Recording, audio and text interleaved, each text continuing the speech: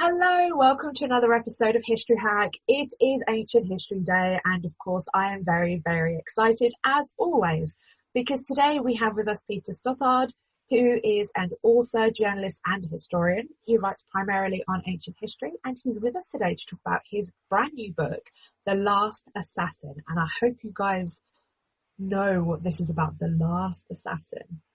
Peter, welcome. Welcome to you. Welcome to me. Great to be here. Oh, I'm so excited to talk about this because we always touch on this event on various different subjects of ancient history that we do, or for example, when we do Down the Pub, we always touch on it, but we never actually talk about it, and we don't talk about the consequences. So what we're talking about today is the assassination of, are you all ready? Dun, dun, dun, Caesar.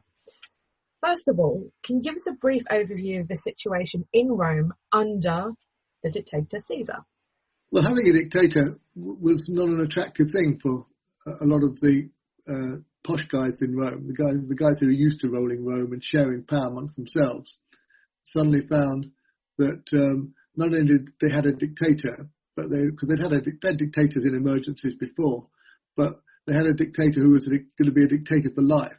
And that essentially meant that all the good jobs out in the provinces, all the things you can make money out of, all the sort of power you could have and influence and being a big guy in Rome, suddenly was all in the hands of one guy. And he handed it out the jobs to his friends, or sometimes to his enemies, or people he wanted to kind of pardon or to be nice to. But it didn't make any difference because everything was controlled by him. And so people thought, This is new. We don't like this, and maybe even he wants to continue that. Maybe he wants to turn himself into a king or a kind of hereditary autocrat of some sort or another. So a lot of people who used to having power themselves, or their families having power, found that their chances were suddenly all dependent on Caesar, and they started getting together and deciding that they didn't like that and what they might do about it. I find this a little bit ironic, really, because not long after Caesar's death, you do more or less get a king, aka Augustus. So I just find it quite amusing that's the sequential sequence of events. Yeah, well, that was the terrible irony about it for the assassins, and only the assassin who lasted right to the end. The guy I've been writing about called Cassius Parmensis, who managed to survive for 14 years after the assassination. He was the only one who saw that all the sort of high-flown chat that they'd had before the assassination about, is it right to kill a tyrant? Is it, what are the pros and cons? Is it better is liberty better than, is liberty better than, is getting liberty better than avoiding civil war, if you like. All those quite high-flown arguments about how you should conduct yourself all sort of turned to nothing over the last 14 years, because you actually got, at the end, an autocrat more autocratic, more the power of a single man than there's any evidence that Caesar would ever have done himself. So it's a good example of how you can do something for what you think is the right reasons, but it can have consequences very different from the ones that you hope for. So then Caesar gets too big for his boots. He gets assassinated. We all know why he's assassinated. Gets, again, too big for his boots. But can you tell us what actually happens on the Ides of March? He had made a lot of, yes, he had around him a lot of people who he had every reason to think of in the Senate were his friends. And some of those were people who he'd fought with alongside with him in Gaul, and who'd been very close to him and had done stuff with him, and who felt that they should be doing well out of his dictatorship. But there were also people who'd been his enemies who he'd pardoned, and they felt very guilty and rather ashamed about being pardoned. There were people whose wives he'd seduced. There were people whose land he had taken away and given to his mistress. There were people who felt that they should have been more powerful than they were, and people who thought they should have been richer than they were. But there was no suggestion, and I don't think in his mind, whatever Shakespeare says, that that they thought they were all going to gang up and assassinate him, because it was a very unusual thing. I mean, he was, it wasn't a sort of general killing they were planning. A sort of hole in the corner, run him through with a sword in a back alley. This was a large group of fellow senators, no longer his equals, but people who felt they were the same class as him, getting together, agreeing in secret that it was the right thing to do, having their daggers somehow with them under their togas, and piling in on him like a rugger scrum in the Senate. And although Rome was a very violent society and lots of the murders happening all the time, not all of them even illegal, nonetheless, this was a joint enterprise assassination by a lot of very grand people against another grand person. It was a big event, and they all piled in on him. He couldn't really defend himself because he didn't have any weapons much other than the pen he was writing with. No one stood up for him, pretty much. They all, anybody who might have stood up for him, that they managed to keep away, particularly Mark Antony, but even very doubtful whether Mark Antony would have stood up for him either. And so he was all on his own in the end, and died in a heap on the Senate floor, and all the senators rushed out, including the conspirators. The conspirators hoped to become great heroes, and everybody would clap and say, well done. But it turned out quite quickly that although a lot of the grand people were quite happy to get rid of Caesar, the poorer people, the voters, particularly the army, weren't. And after that, things started to go pretty badly for the assassin, though they, over the next 14 years, had plenty of chances where they might have won. But the idea that they would be acclaimed as great heroes from the start was they lost that right away. So all these Renaissance paintings of the death of Caesar are more or less what happened. Yeah, I mean, they all give different takes on it, and of course, their imagination is no better than ours. We have quite a few accounts of what happened. It's an important day in terms of, for history hacks. It's important because we probably know more about what happened on that day from different accounts and different people's interests than we do for another 1,000 years or so. It's people often say, well, how can you possibly know what happened? In Roman history, we've only got so few sources. But in fact, there were many days that we know a lot about what happened, and the day of Caesar's assassination is one of them. So there were 13 men who took part in this assassination. There might have been many more than that. A guy, one of the sources, Nicholas of Damascus, says that there were 80, and there was some people say 23, some people say 43, 19.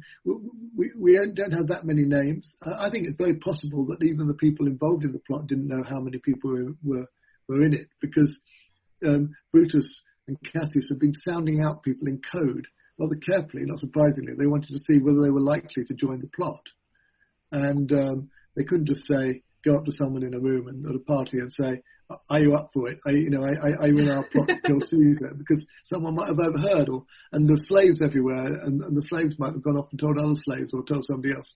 So they had to talk in a kind of philosophical code. That's one of the reasons why the philosophy interested me a lot, and it's important to this, because it was by asking them sort of questions about what was the right thing to do in different circumstances. So I bet even at the end, even when the act happened, that Brutus and Cassius didn't know exactly how many people were with them. So you write about 13 of these men. You've already mentioned Brutus. Most of us know, well, I hope most of us know who Brutus is, and Cassius, actually. But what about some of the others? Can you tell us a little about a few of the other assassins that we know of? Well, they're a mixed bunch. I mean, they're all people from the upper class, if you like. So the guy I chose, Cassius Parmensis, was probably one of the most obscure, and came from Parma in the north of, wasn't even in Italy then, and he was a sort of provincial guy who thought of himself as a bit of a poet and a playwright and a bit of a philosopher. And he's not the old-fashioned chap who comes to who's in Rome, perhaps not the kind of sharpest knife in the drawer, but he was one of the ordinary guy. That's why I find his perspective, looking at it through his eyes, so unusual and interesting, and that's something I hadn't done before I began this project. But most of them were grand figures. There was a guy, take something called a guy called Minucius Basilus. He was a pretty nasty work landowner from down in the south of Italy. His sort of habit when his slaves didn't behave properly was to cut off their ears and cut off their noses, and generally was, I suspect, not the nicest person to have for a master if you were a slave. Sounds like a charmer. It's a charm, yeah. He'd fought with Caesar in Gaul and had done quite well, but he'd let a big Gallic chieftain off. You know, he could have captured him and then let the guy somehow escape. So Caesar wasn't too pleased with him, and therefore when he came home, and he was expecting to get lots of rewards, you know, the consulship, big jobs, big provincial government. He thought he was going to be a really big man. Caesar didn't really give him what he wanted, and so he was definitely up for killing Caesar. And then there was Julius Cimber. You know, he was someone who fought against Caesar along with his brother, and Julius Cimber had been pardoned by Caesar, which made him feel perhaps a bit ashamed, but Caesar hadn't pardoned his brother, who fought for Caesar's enemies for a bit longer, and so he was, you know, angry and upset that his brother hadn't been pardoned. There was a guy called Galba, who was one of the many people who Caesar had an affair with his wife. There were people there was a guy called Pontius Aquila, who was fed up with Caesar because Caesar he refused to stand up and sort of honour Caesar like a king, when Caesar was beginning to expect to be honoured a bit like a king. And Caesar had noticed this and said, well, look, you're not going anywhere while I'm in charge. And so he had plenty of reason to get rid of Caesar. A lot of Cassius, you know, the most famous one is in Julius Caesar, the more famous Cassius, who was with Brutus, the co-leader. I mean, he'd had some lions, which he was prepared to, in cages that he was going to put on in the circus in a great show. It would have made him seem a big guy. And Caesar just sort of commandeered these lions and said, oh no, I'll have those lions. Now, all these things sound quite trivial, but in the kind of Roman idea of honour and propriety and what was deserved and what wasn't deserved, whether it was your wife or sort of lions or a job you didn't get, all these were good reasons to adding up to why you might join a plot that had been set up for the honourable reason, or sort of seemingly honourable reason, of stopping a tyrant turning himself into a king and a hereditary monarch. I mean, Caesar pissed off a lot of people. I mean, sleeping with someone's wife, I can see that being justified. You slept with my wife, you will die. Well, Caesar slept with almost everybody's wife, and they weren't perhaps quite as fussy about it as later periods would be. But nonetheless, it was people could take exception to it, and Caesar's mistress is, in as much as we can talk about the love of someone's life in the ancient world, because we're a bit short of information about that, was called Servilia, and Servilia was Brutus's mother. So one of the key leaders of the assassination was the son of Caesar's favourite mistress. I mean, it was all quite a family affair at the top, both on all sides, and often you get the impression that no one was really taking quite enough notice of what the ordinary people were thinking. I've got to laugh. So basically, Caesar was sleeping with Brutus's. I did not know that. So another one. You slept with my mum. You died. Well, he didn't just sleep. No, Servilia was, according to some people think, was he'd been his great love since he was a teenager.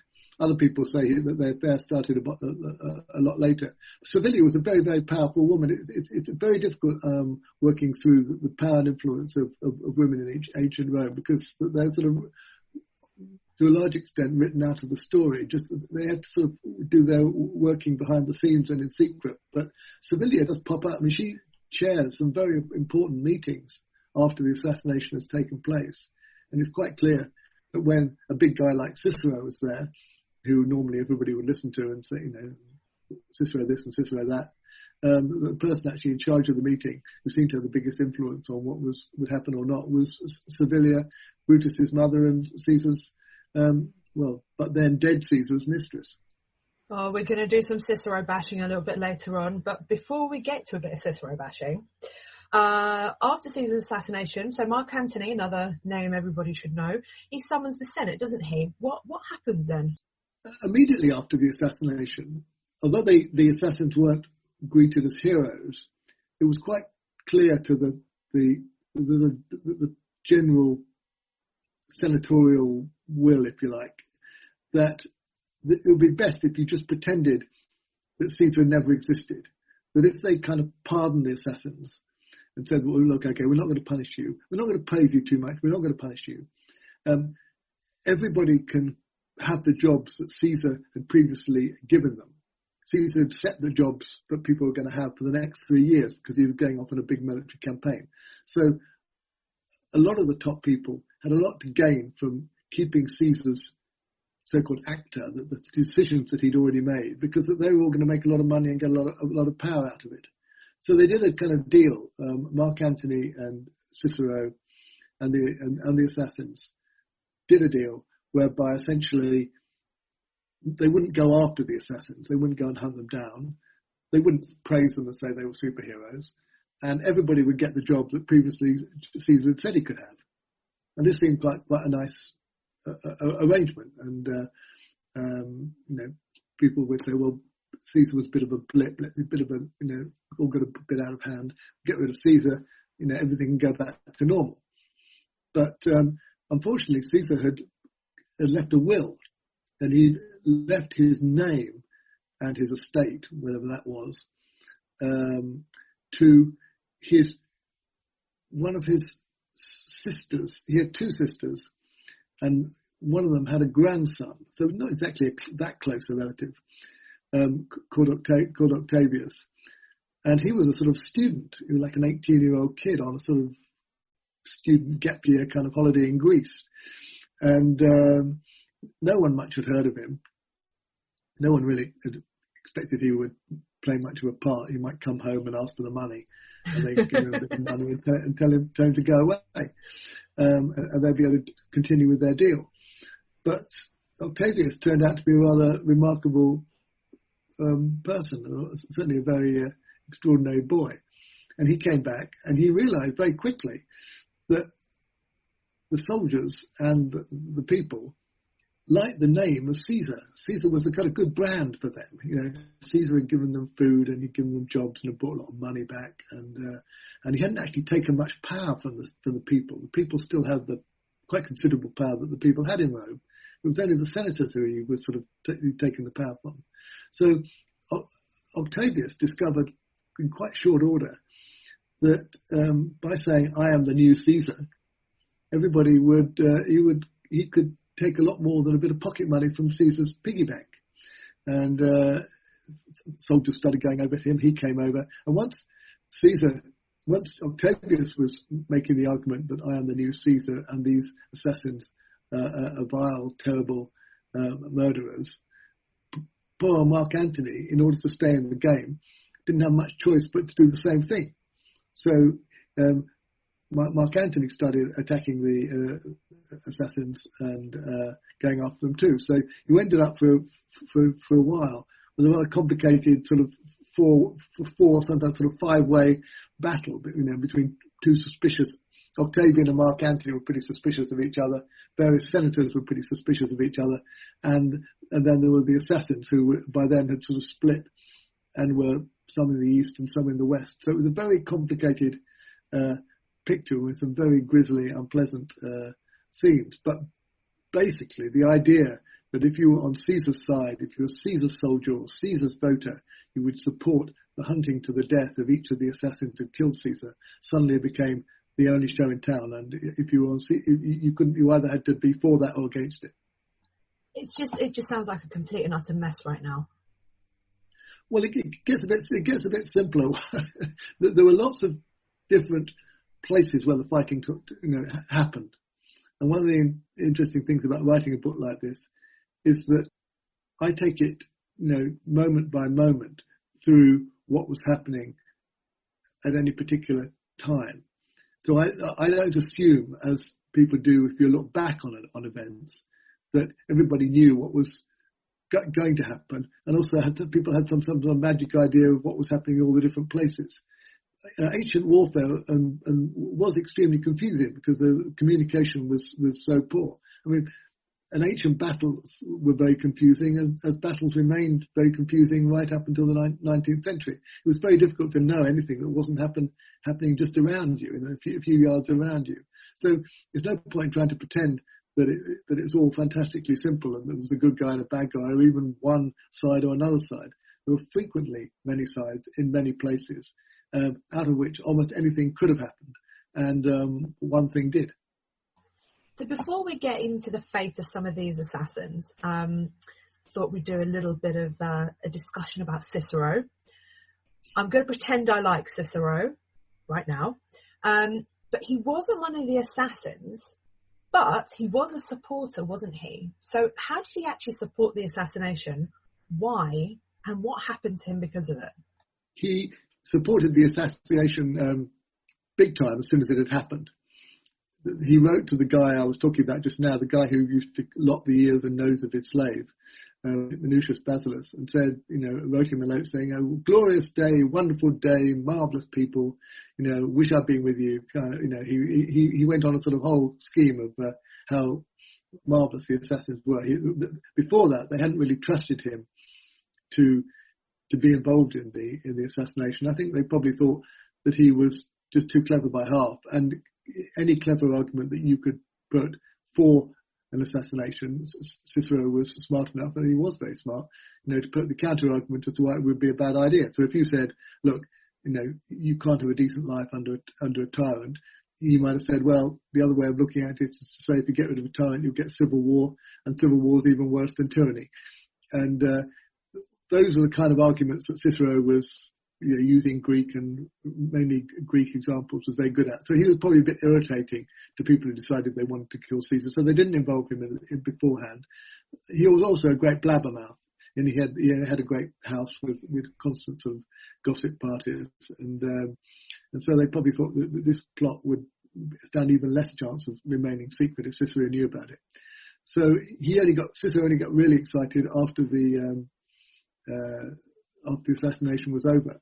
And then he sort of took on the role of trying to sort of be the negotiator. So the deal I was just talking about between the assassins and Mark Antony, to basically pretend that that Caesar had never existed and everybody take their money and run and get the jobs.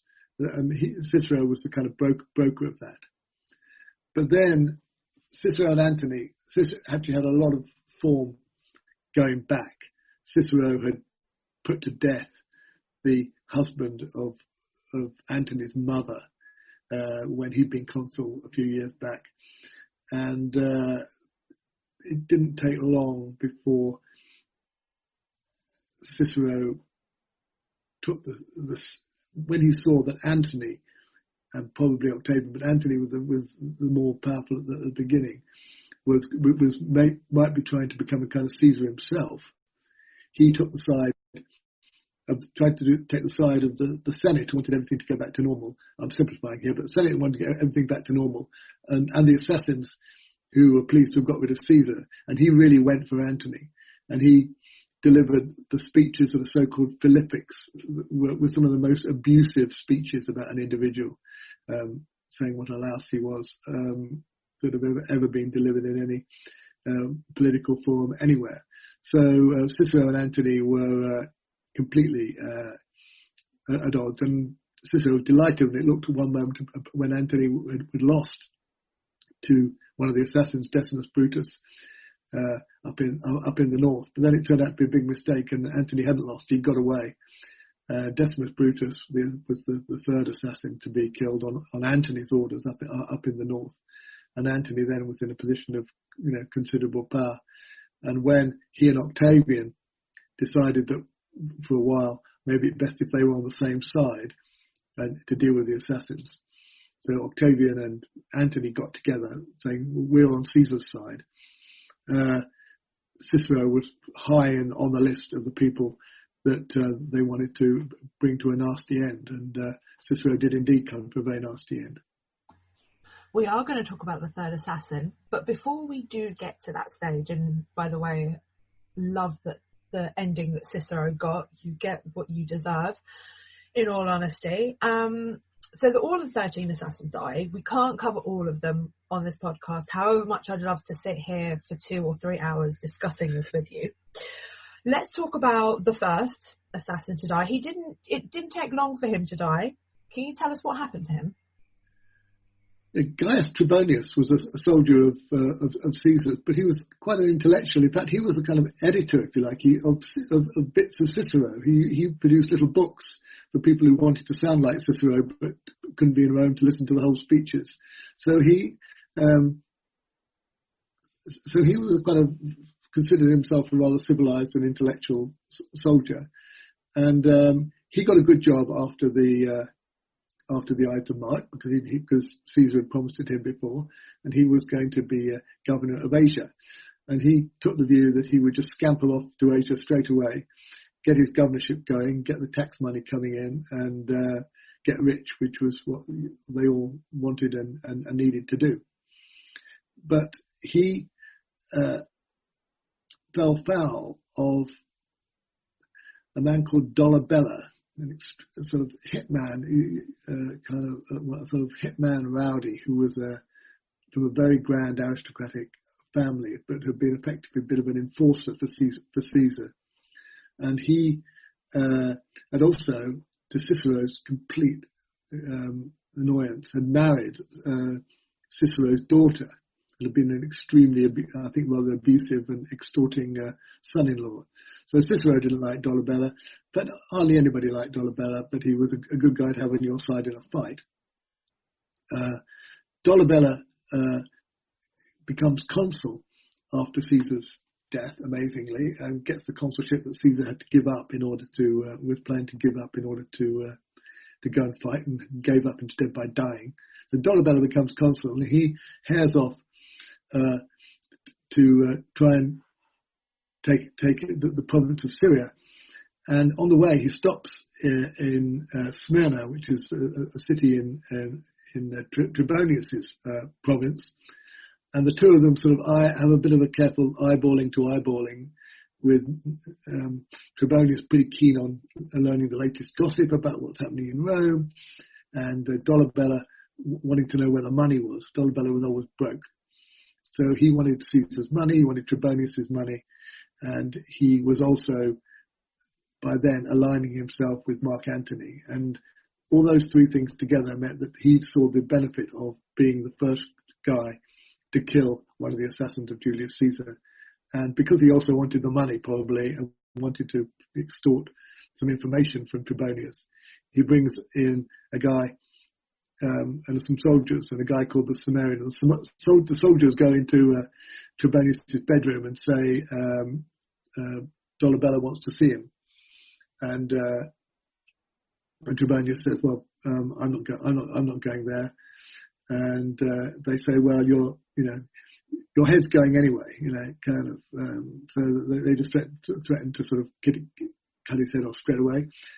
And then Dolabella himself comes in with this Sumerian sort of professional arms maker and torturer who hots up his irons and tightens the rack, and puts poor Trebonius through it for 2 days before they cut Trebonius' head off, and the soldiers sort of kick it around the promenade of Smyrna. Early account of football in the military machine. I'm so sorry for laughing. So Trebonius comes to a particularly nasty end.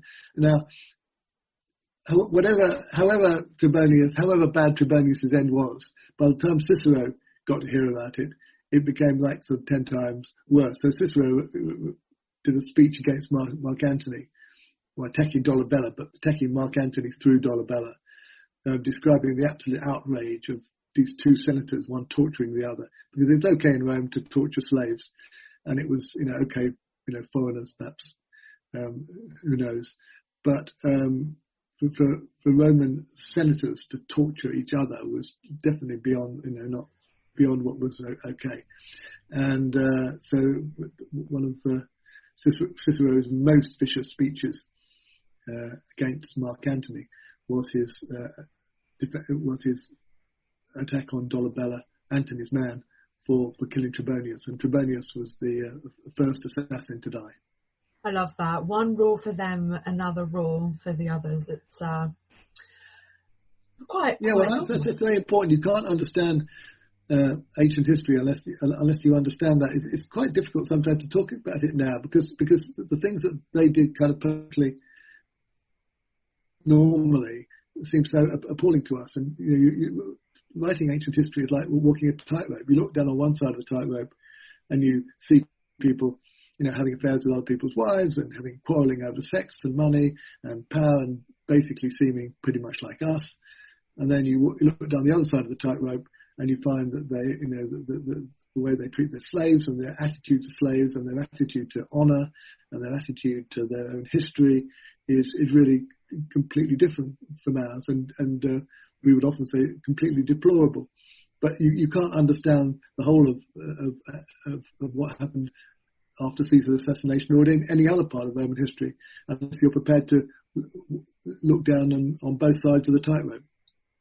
So we've briefly spoken about the third assassin. Tell us, how does he meet his end? Decimus Brutus, he escaped from the big first battles which were in Parma. Cassius Parmentis' hometown was completely destroyed by Mark Antony's brother. And it was destroyed so badly that even Cicero could only he wrote a letter which only 2 words survived: Miseremos Parmenses. The poor wretched people of Parma, they were just completely smashed in this battle. And it went different ways. It was fought in mud and swamp, and there were different armies at different times. Decimus Brutus, who was a powerful commander for Caesar in Gaul and really had seen it all, I think became completely disillusioned and depressed by the whole business. And there was a brief period when he thought he'd won, but it all came to nothing. And he had to escape. He tried to escape, as it were, north over the Alps and cross over to Greece and to join Brutus and Cassius. But when Mark Antony and Octavian got together soon after that, they set up a set of rules by which anybody of the assassins could be just killed without any cause whatsoever. And Decimus Brutus ended up in the hands of a Gallic chieftain now who killed him. I suspect, I don't know if Decimus Brutus was lucky, he had a quick death at the hands of the Gallic chieftain, but given what Caesar and Decimus Brutus had done to the Gauls, you might think he might not have done. Okay, we've mentioned the Kimber brothers. There's both of them.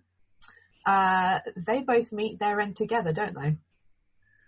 Well, we don't know when. Yeah, probably. There was a big battle. Once the story of what happened to the assassins after Caesar's death is in various phases, but the period when their highest point was before the so-called Battle of Philippi, the 2 battles, and that's where a lot of the assassins were killed. And Tullius Kimber was definitely part of the march with Brutus and Cassius to Philippi. He was a bit of a drunk. He used to had a good time on parade and a good talker. But when it came to a crunch, he was also a really good guy to have on your side, and he helped them to get into a really good position before the battle. And it was important, but he and his brother, I suspect, both died at Philippi. So there's a nice chunk of your book that is obviously about the last man standing, so the last of the assassins to die. And you mentioned earlier it took 14 years for him to die. I mean, he survived a pretty long time compared to some of the others. What actually happens to him? How does he manage to get and stay alive for 14 years? Cassius Parmensis kept on joining the side of whoever he thought might defeat Octavian. And although it's was a very important, fascinating, extremely dramatic and thrilling 14 years of history, people tended not to be that interested in it so much because people were interested in the end of the Republic and fall of Julius Caesar, and they're very interested in the rise of Octavian and in the beginning of the empire, because we had emperors for such a long time, 1,000 years or so after that. So the bit in the middle, becomes a bit obscure, and some of the people who could easily have made a difference just more or less get written out of history altogether. So there's a guy called Sextus Pompeius, for instance, who was the son of Pompey, who Caesar defeated in his first of his civil wars. And he was a really powerful figure. He ruled all of Sicily and huge areas of the coast. He was a big naval commander. And once the Battle of Philippi had been lost on land, Cassius Parmensis, who was in charge of some ships that the assassins were going to use in the next stage, took the ships down and joined Sextus Pompeius. So he was in Sicily, in what was effectively a kind of rival state, in which Octavian couldn't do anything about. And Sextus Pompeius at various points might easily have allied with Antony to defeat Octavian, and then maybe he could have defeated Antony because with his navy, and the whole story could have been totally different.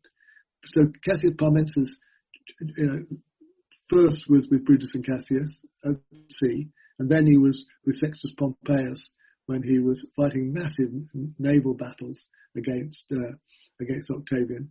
And then once the biggest of those battles was lost, the Cassius Parmensis even, amazingly, joined Mark Antony, who he'd been so opposed to. And so in the final battle, Battle of Actium, as it's called, Cassius Parmensis was then fighting with Antony, his one of his former enemies, against the greatest enemy, Octavian. And then when the Battle of Actium was lost, Cassius Parmensis, he could have tried to go somewhere else. He could have maybe tried to leave the Roman Empire altogether, but in fact he went and sat in Athens amongst all the other sort of relics of what had been 14 years or more of civil war.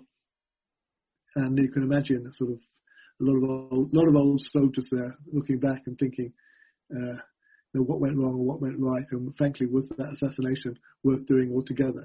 And then Cassius Parmensis was in his, he was in retirement. He had his books, he had his poetry, he was a playwright. I don't suppose life was so bad for him, but he must have known that since Octavian had got all the other assassins, including quite recently his best mate, a guy called Julius, who'd been executed on Kos for cutting down a few trees, but not really, but he'd been an assassin too. So it did look as though Octavian was going through the card, and that Cassius Parmensis was the last one. And Cassius Parmensis had these terrible dreams of large, bearded, dishevelled men coming to him at night, and nasty sense of that the spirit world wasn't going his way. And not long after that, a man with a sword came from Octavian, and that was the end of the last assassin. Wow. I've got to tell you, I really loved your book. Absolutely loved your book. Talking about all 13 of these men. So I really recommend people to go out there and buy it, because we've just today touched on all the information that is in this book. Like I said, I could sit here for hours listening, but could you tell our listeners exactly where they can get your book and the title of the book, just to remind them? The book is called The Last Assassin, The Hunt for the Killers of Julius Caesar. And I last went into Waterstones. It was piled up in a table, very visible. So it's got a wonderful picture of a bloody hand against a sort of marble wall. You can buy it on Amazon and on Blackwell's and all good bookshops, as they say. And I hope you read it. People say it's more like a thriller than a history book, and I was delighted to hear that the critics say that it was a good thriller read. Because what more can you ask than that? I completely agree. I personally, I couldn't put it down. And I wish we could talk about all the assassins today because I love talking about ancient history. But I really want to thank you so much for joining us. It was absolutely insightful learning about these 13 men and doing a bit of Cicero bashing because we love a bit of Cicero bashing on this podcast. So thank you so much for joining us. Thank you. Good to be here. Join us tomorrow when all of my interview dreams come true and I get to spend nearly an hour with Simon Sebag Montefiore talking about the Romanovs. We go from start to finish with the dynasty. We chuckle at some of them and lament some of the others and pick our favourites, so don't miss out on that one. We are now on YouTube. We are posting all of our new episodes on there and we have our own channel and we are gradually posting all of the back episodes because we have been made aware of the fact that you can only find the last 100 on some platforms. So you can go and listen to your heart's content and laugh at the cartoons and have a great time. So do go over there and subscribe. Don't forget, you can become a patron of History Hack for as little as $1 a month.